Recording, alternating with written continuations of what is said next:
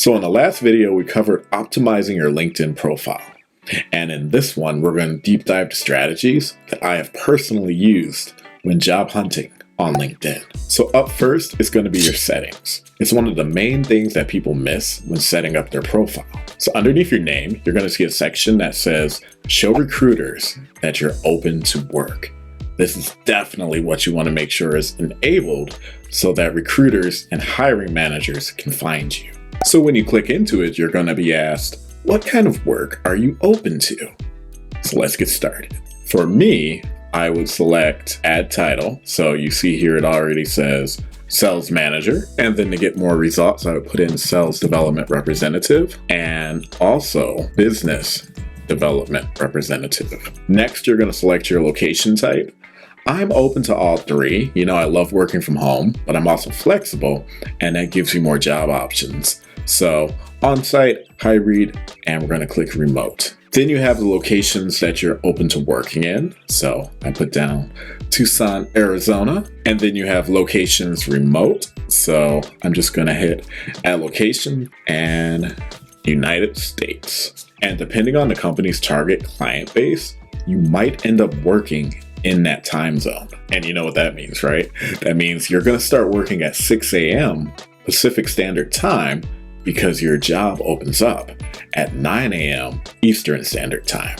So keep that in mind. And I'm a morning person. I wake up at 5 or 6 a.m. almost every day. And so it doesn't bother me much. But if that's not you, you want to make sure that you're ready for it. Then you want to select your start date, immediate or flexible. If you don't currently have a job and you need one, select immediate. However, if you are currently working a job and you're pretty content where you're at, but you're still kind of wondering what's out there and, keeping your options open, then that's when you want to select flexible. And then for employment types, it's pretty straightforward. I always personally select full-time. However, part-time and contract work can also lead to full-time. And the same with internships. However, internships are not always paid. So choose wisely. And so next up is going to be visibility. And so you have two different options here.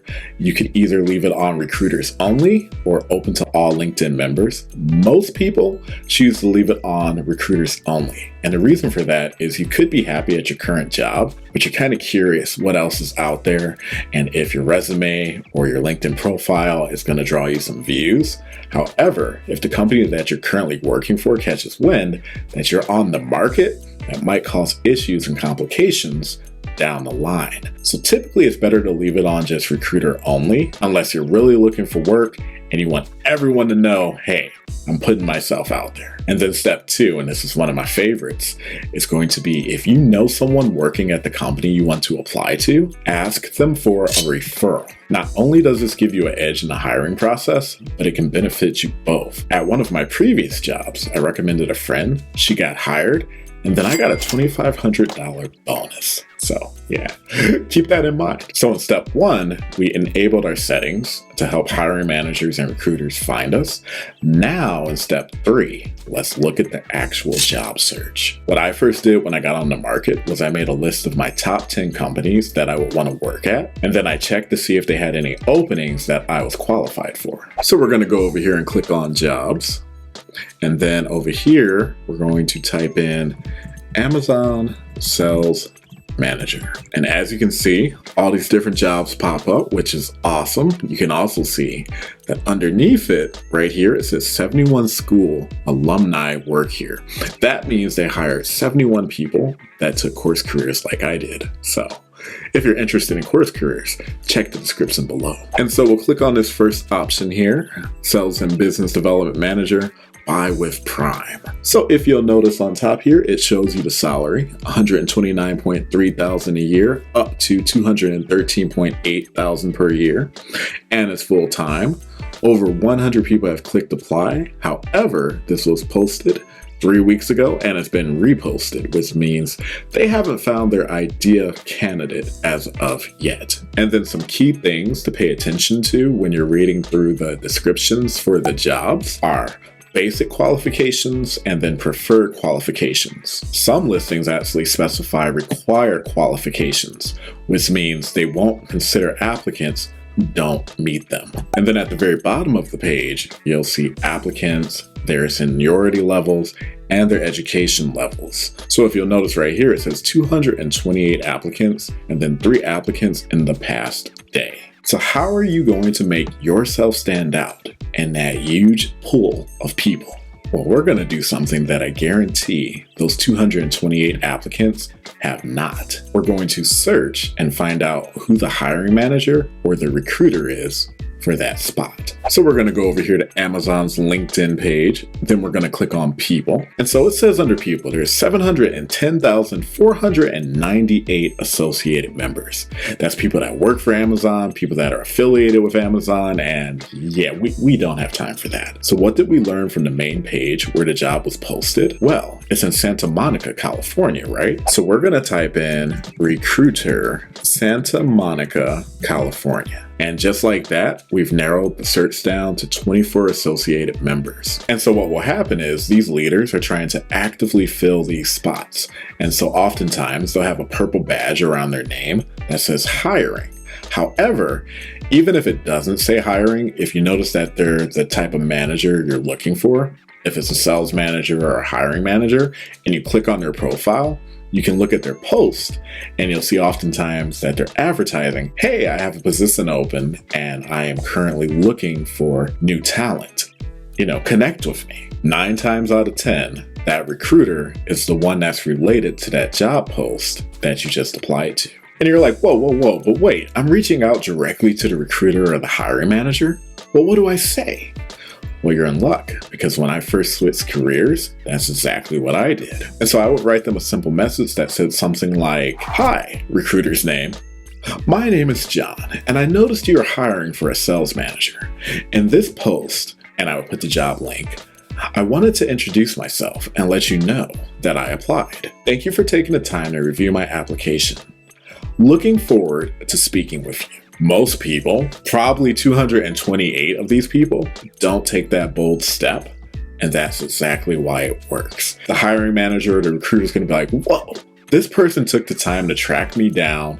There's 228 candidates, but they stand out because they reached out directly to me. And that actually worked really great for me to get the attention of recruiters at some of the top companies that were on my personal list. And if you want to stand out even more, be even bolder. Post a video introduction of yourself. Hi, my name's John. Nice to meet you, Chris. This is who I am. This is what I do. I look forward to talking to you. Let me tell you, companies love confidence. And so I was doing this and recruiters were like, that was awesome. I can't guarantee anything, but I'm sending you to at least the first round of interviews. And this is probably my most important tip here due to the ATS systems that are currently in place when you apply for a job. ATS stands for Applicant Tracking Systems. And so what's happening is the AI is reading your application to see how qualified you are. However, it weeds out a ton of candidates and it only selects the ones that it thinks is the most qualified. So if you don't have a bachelor's degree or you never went to Harvard, well, that's going to play a big factor.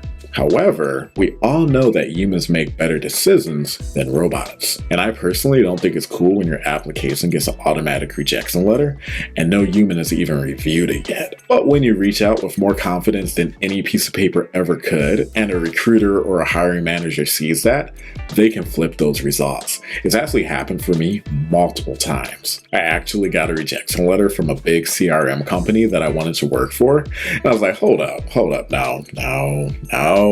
And so I wrote the hiring manager, and then 2 days later, I got a, congratulations, you've been accepted into the first round. I was like, okay, this works, okay. Now, granted, I am applying for jobs that have 3 and 4 rounds, where first you talk to the recruiter, then you talk to the hiring manager, then you talk to the director, then from the director, you probably talk to the CFO, then from the CFO, you talk to the CEO. So it is kind of a process, and you typically don't know if you have the job for at least 1 to 2 months. But say you're looking for something a little less intense, you can still use this same process. Say you're aiming for an entry management spot at a local retail chain in your city. Well, then skip the line. Fill out the application, Find out who the district manager is. Almost all upper management have LinkedIn profiles, in which case you can just message them on there, or you can find out what their phone number is from corporate. So then you reach out, you let them know that you applied, and you would love to have a chance to interview with them. And if they're actively hiring, they'll typically do a phone screen with you, or they'll meet you out at one of their locations or a Starbucks and do an interview in person to see if you're a good culture fit. And then from there, the ball is in your court.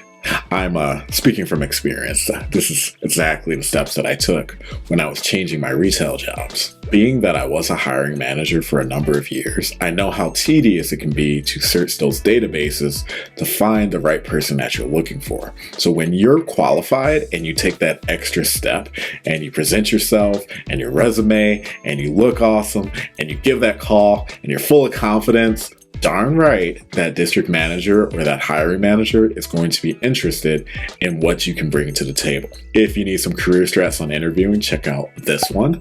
I show you some things that have personally worked for me in the past, and I've had some really great success getting all the way to the final round and oftentimes getting the offer for the positions that I applied for. The next thing I want to talk to you guys about is LinkedIn's easy button. That's what I call it. The easy button is essentially the easy apply button. And I mean, it's convenient. You can upload multiple versions of your resume. Then you just answer some quick qualification questions, hit submit, and for the most part, that's pretty much it. However, you already know that this great little feature that lets you mass apply to hundreds of companies in a matter of like 20 minutes has to be something that everyone's pretty much using, and you want to stand out. So personally, I always apply directly to the company's website, and then I reach out to the recruiter or the hiring manager so that they can pull my application. And then next up, we have the kind of controversial open to work badge. So I listen to about 20 podcasts every week, and a lot of them feature recruiters that are in top companies like Microsoft and Dell and Google. And one of the things that I hear them saying constantly is if you want to get selected or looked at in a positive light, is to not use the open to work badge, that little green badge that goes around your name. The recruiters say that it causes an unconscious bias. And so they look at the person that's applying for the job in a negative light. When they start looking through your job history, they're like, well, why hasn't this person been able to find a job in so long? And so for that reason, they don't recommend you use it. From my personal experience, I will say recruiters reached out to me a lot more when I didn't have it turned on. So that's also something that you might want to think about, and let your work speak for itself. Don't put the, hey, I need help over here underneath your name with the green badge. Just post up, hey, I'm currently looking for my next position. If anybody is hiring, would love to talk to you. Here's who I am. Check out my profile. That's what I would do. So one of the cool features that LinkedIn has is job alerts. And that's something that I really encourage you to turn on. And basically how you do that is, say you're over here and you're searching for jobs, and say you're looking for office administrator. So go ahead and click on that. Then it's going to show you all these different office administrator jobs that are available. But at the very top here, you see it says set alert. So you can click on set alert. Once you do that, on the bottom here, it says, your job alert was created, manage alerts. And then from this screen, you can choose just how often you get notified about these type of jobs. You click on this little pencil icon here, and then it says alert frequency, daily, weekly, and then the notification type, whether it's email and notification or one or the other. And then it also has the feature of getting notified of similar jobs when no jobs match your alert. If I were you, I would put this feature on weekly. I had it on daily when I was on the job hunt. And let me tell you, my inbox was full non-stop with emails from LinkedIn. And it's great. You know, I love hearing about all those different positions and, you know, spots that I can apply to. But if you're not looking that intensely, then weekly will be just fine for you. Trust me. And then finally, and this is a bonus tip, but it's a big one. So say you're looking for a job on LinkedIn and you notice that with the ATS, you keep getting rejection letters and you're like, what the heck? I know I'm qualified. I know that I can do this job. I've done it before, but something's not triggering correctly for you. Well, typically the job you're applying for, someone else is already doing it or have already done it in the past. So take a look at their profile And then you want to align your LinkedIn profile, or even the way they have their resume set up, to align with yours. And what I mean by that is all the information you need is typically already on LinkedIn. Structure your profile in the same exact way that they've structured theirs, but make sure it makes sense and is equal to things you've actually done, because you will be asked about this during the interview process. So for instance, if their profile says they led a team of 200 at Walmart, well, if you led a team of 75 or 60 at Big Lots, put that in your profile. If they ran an $18.5 million store and they have that listed in their profile and they made Strink every single year, well, what did you do? Okay, you ran a $2.5 million store and you made Strink for the last 4 years.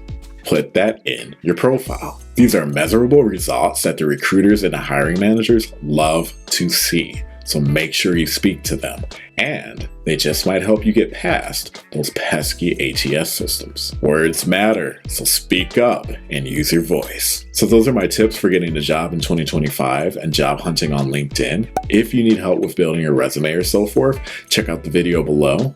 Next, we're going to look at job hunting on Indeed. That's another one of my favorites, where recruiters have actually hit me up in my email and they're like, hey, we saw your resume. We're interested in what you got going on. Give us a call. If you found value in today's video, like and subscribe and share it with your friends. It helps the channel a lot. It helps get the word out there, and we help more and more people get hired. I'll see you on the next one.